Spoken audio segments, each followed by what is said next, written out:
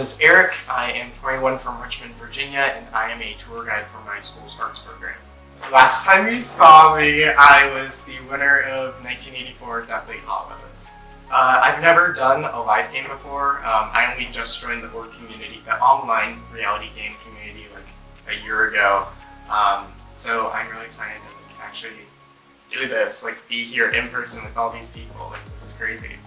I applied for 1984 Live because everyone had been talking while I was playing 1984 about how awesome these other series were and how awesome live games were and everybody making friends with each other, meeting up and everything. And so in April I had my first live in-person meetup, and I was like, this is really cool. I love knowing these people and seeing these people. I am most excited for the 24-hour aspect of being in a live game. I think it's I always think about the people who are in the Big Brother house, and I'm like, how are they okay once they're done? How do they make it out of there and not have to go to therapy? Well, I need to go to therapy after this. We'll see. That's part of the fun of it. I thought a lot coming in here about what my strategy would be. I want to create a medium threat level for myself. A lot of, especially winners, winners have this certain reputation behind them. They've won the game, obviously, so they're really good at it. And so I don't want to have that high, threat level of being a winner. But at the same time, I don't want to make the common mistake I see winners do of playing too passively to try to bring their threat level too low. People are obviously going to think that I'm a threat, whatever, because there are going to be people, I'm sure, who have seen me in 1984 and have seen me do well. You should root for me, because the longer I'm in the game, the longer I can get good confessionals.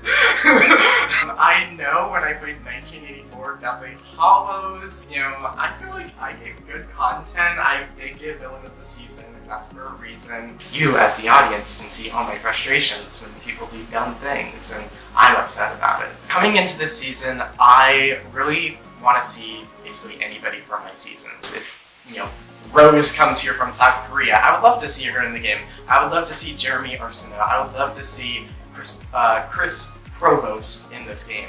I was nominated for Best Duo of the Season with Lake Alexander.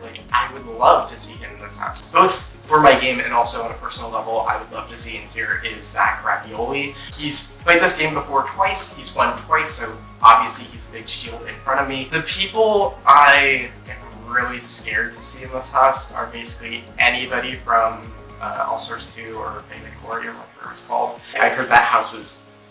I'm just genuinely threatened by some of them.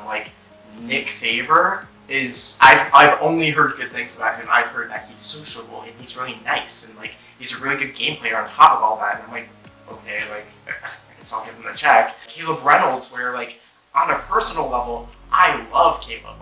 I would love to be best friends with him in real life, but on a game level, I've also had conversations with him where he's like, yeah, I would cut you.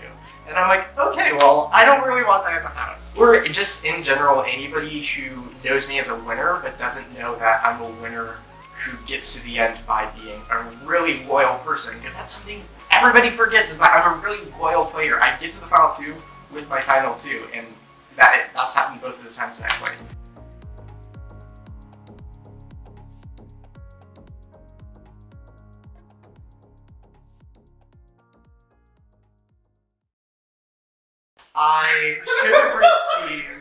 I should have received Social Butterfly of the Season for 1984 Fame and Glory, and I will fight to the death for that award.